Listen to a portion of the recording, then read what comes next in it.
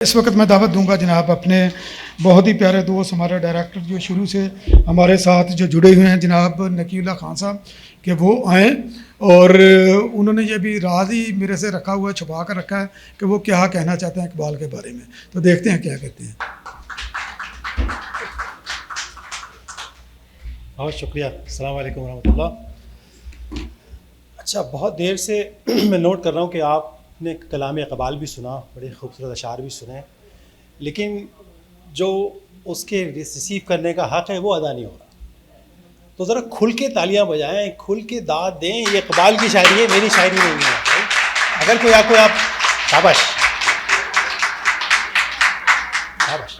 اب چونکہ یہاں عشق کی بات بہت مرتبہ ہو چکی، کئی لوگ آئے اور انہوں نے عشق کے بارے میں بات کی، اور میں اس عشق کی آنچ کو تھوڑا بڑھانے کے لیے ایک چھوٹا سا کلام پیش کروں گا، اور اس کے بعد اپنے مدعا کی طرف آؤں گا۔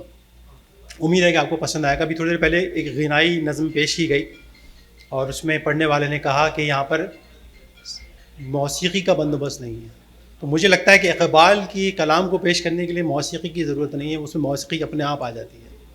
تو میرے خیال سے آپ کوشش کیجیے گا، میں جو کلام پڑھنے لگا ہوں آپ کو سازینے خود بخود سنائی دیں گے انشاءاللہ۔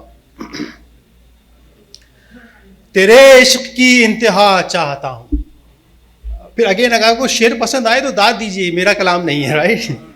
تیرے عشق کی انتہا چاہتا ہوں، میری سادگی دیکھ کیا چاہتا ہوں، ستم ہو کہ ہو وعدہ بے حجابی، ستم ہو کہ ہو وعدہ بے حجابی، کوئی بات صبر آزما چاہتا ہوں۔ یہ جنت مبارک رہے زاہدوں کو کہ میں آپ کا سامنا چاہتا ہوں، اور ذرا سا تو دل ہوں مگر شوق اتنا، میرے انداز گفتگو سے آپ کو محسوس ہو رہا ہوگا کہ ذرا سا تو دل ہوں مگر شوق اتنا، وہی لن ترانی سنا چاہتا ہوں، اور کوئی دم کا مہماں ہوں اے اہل محفل، چراغ سحر ہوں بجھا چاہتا ہوں، بھری بزم میں راز کی بات کہہ دی، بھری بزم میں راز کی بات کہہ دی، بڑا بے ادب ہوں سزا چاہتا ہوں۔ بہت شکریہ۔ اچھا، میں جو گفتگو آج آپ سے کرنا چاہتا ہوں وہ اس میں اقبال کی تعریف، اقبال کی توصیف شامل نہیں ہے، اور مجھے پوری امید ہے کہ آپ اس سے مکمل طور پر ڈس ایگری کریں گے، اور میں یہی چاہتا ہوں کہ آپ ڈس ایگری کریں تاکہ اس گفتگو کے سلسلے کو آگے بڑھایا جا سکے۔ حضرات محترم، جب ہم اقبال کی شاعری پڑھتے ہیں تو ہمیں تعریفوں کے اور توصیفوں کے پل بندھے ہوئے ہر جگہ ملتی ہیں، لیکن تنقید کا پہلو کہیں نظر نہیں آتا۔ یقیناً اتنا خوبصورت کلام، اتنا خوبصورت ادب، ایسا شاندار لٹریچر، اس پر کوئی تنقید کرنے کی جسارت بھی نہیں کر سکتا، اور میں بھی نہیں کروں گا، لیکن میں چند نکتے آپ کی خدمت میں پیش کروں گا، اور میرا مقصد صرف اور صرف اتنا ہے کہ جو آٹوا میں ہمارے ماشاءاللہ ذہین لوگ جو اقبال پر اور اقبال کے موضوع پر گرفت رکھتے ہیں، اس کی خودی کو سمجھتے ہیں، اس کے پیغام کو سمجھتے ہیں، اور وہ آگے نہیں آ رہے، تو ہو سکتا ہے اس تنقید کو سن کے شاید وہ آگے آئیں اور اس گفتگو کے سلسلے کو آگے بڑھائیں۔ ہم اس ایک پروگرام کے بجائے انشاءاللہ آگے بھی محفلیں کریں تاکہ اپنے بچوں کو وہ پیغام دے سکیں جو اقبال ہمیں دے کے چلا گیا۔ پاکستان کے ایک بہت بڑے ادیب اور شاعر، میرے خیال سے اس وقت اگر نوبل پرائز کے لیے ان کو نامنیٹ کیا جائے تو غلط نہ ہوگا، جناب اختر عثمان صاحب، تو ان کے خطبے سے میں اقتباس لیتے ہوئے چھوٹی سی بات عرض کروں گا۔ انہوں نے فرمایا کہ جب کوئی لفظ عروج پاتا ہے، اپنی معراج کو پہنچتا ہے، تو وہ اصطلاح بن جاتا ہے، لیکن جو ہی وہ اصطلاح بنتا ہے اس کا زوال شروع ہو جاتا ہے۔ وہ کیسے؟ کہ جب آپ نے اس لفظ کو اصطلاح بنا دیا تو اب اس کو سننے والا اس لفظ کے دوسرے معنوں کو نہیں سوچے گا، اس لفظ کو اس کی اصطلاح کے حوالے سے ہی سوچے گا۔ اب اقبال نے ہمیں ایسے بہت سے موقع دیے ہیں کہ ہم ان الفاظ کو اس کی شاعری سے چن سکیں گے جن الفاظ کو اس نے اصطلاحات میں تبدیل کر دیا۔ اب یقین کریں، میرا یہاں پر ہرگز یہ مقصد نہیں ہے کہ میں کوئی عیب پوشی کروں یا عیب نکالوں اقبال کی شاعری میں سے، لیکن اقبال نے مثال کے طور پر لفظ شاہین کو اصطلاح میں تبدیل کر دیا۔ ممولے کو, شہباز کو. اب جو سننے والا قاری ہے یا پڑھنے والا قاری ہے, جو سننے والے سامعین ہیں, وہ جب شہباز کو سنتے ہیں, پاکستان میں اگر آپ نام لیں شاہین شہباز, تو لوگوں کو سب سے پہلے ان کا جو دھیان جائے گا وہ اقبال کی شاعری کی طرف جائے گا. تو یہ ایک ایسی تنقید ہے کہ جس پہ مزید گفتگو کی بہت سخت ضرورت ہے, اور میں چاہتا ہوں کہ گفتگو کا سلسلہ آگے بڑھے. اور دوسرا میرا جو نقطہ ہے وہ یہ ہے, جو اقبال کی شاعری میں میں پچھلے تقریباً 2 ہفتے سے کھنگالنے میں لگا ہوا ہوں کہ مجھے کوئی ایسی بات ملے, کوئی ایسی چیز ملے کہ جو میں تنقید کے طور پہ پیش کر سکوں.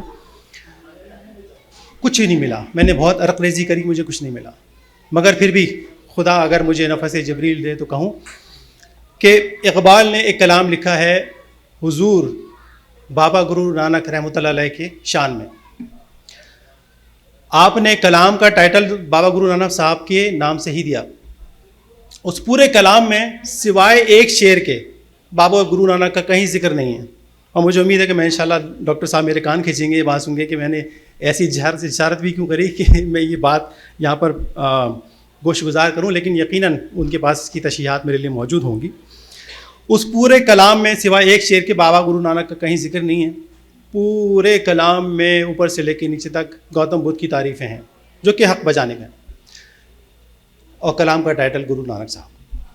تو اگین یہ 2-3 جو مختصر نقطے ہیں میں نے آپ کی خدمت پیش کی. یقیناً مجھے لگا کہ میں نے آپ کی جو ہے اٹینشن کو گریب کیا, اور میں چاہتا ہوں کہ آپ اس بارے میں مزید سوچیں, گھر جائیے, ڈھونڈیے, مجھ سے رابطہ کیجیے, مجھے بتائیے کہ نقی صاحب آپ نے بالکل غلط بات کہی ہے, اور میں بڑی خوشی سے جو ہے نا آپ سے اس بارے میں کلام کروں گا.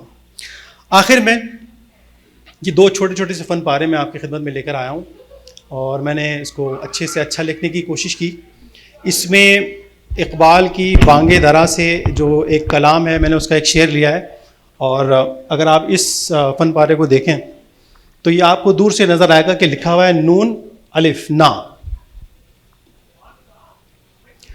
شعر کچھ یوں ہے, نہ صحبا ہوں نہ ساقی ہوں. صحبا کہتے ہیں ایک بہت قیمتی شراب کو, ساقی یقیناً شراب پلانے والا. نہ صحبا ہوں نہ ساقی ہوں نہ مستی ہوں نہ مے خانہ, میں اس مے خانہ مستی میں ہر شے کی حقیقت ہوں. تو اس میں نا کا جو ہے تکرار کافی مرتبہ تھی, تو میں نے نا کو پورا اس شیپ دے کے اور اس کے نقطے میں باقی ساری چیزیں لکھ دی. تو اس میں اب آوازوں کا آپ کمال دیکھیں, کیونکہ شاعری سارا کمال ہی آوازوں کا ہے. نہ صحبا ہوں, صحبا ساقی, صحبا سے ملتا ہوا ساقی. نہ مستی مے خانہ, مستی میم سے, مے خانہ میم سے. نہ صحبا ہوں نہ ساقی ہوں نہ مستی ہوں نہ مے خانہ. اور یہ دوسرا جو فن پارا ہے یہ بال جبریل سے اقبال کی ایک نظم ہے کہ روح ارضی آدم کا استقبال کرتی ہے. ایک بہت خوبصورت منظر کشی ہے کہ جس میں انہوں نے یہ کہنے کی کوشش کی کہ جب آدم علیہ السلام کو زمین پر اتارا گیا تو زمین کی روح نے اقبال کے مطابق آدم کا استقبال کیسے کیا. بہت ہی خوبصورت کلام ہے. مجھے سننے میں یہ آیا تھا کہ پنجاب میں کچھ اسکولوں میں باقاعدہ پڑھایا جاتا تھا, اور میرے خیال سے یہاں پہ کچھ لوگ ایسے ہیں جو اس کلام سے واقف ہیں کہ کھول آنکھ, زمین دیکھ, فلک دیکھ, فضا دیکھ, مشرق سے ابھرتے ہوئے سورج کو ذرا دیکھ.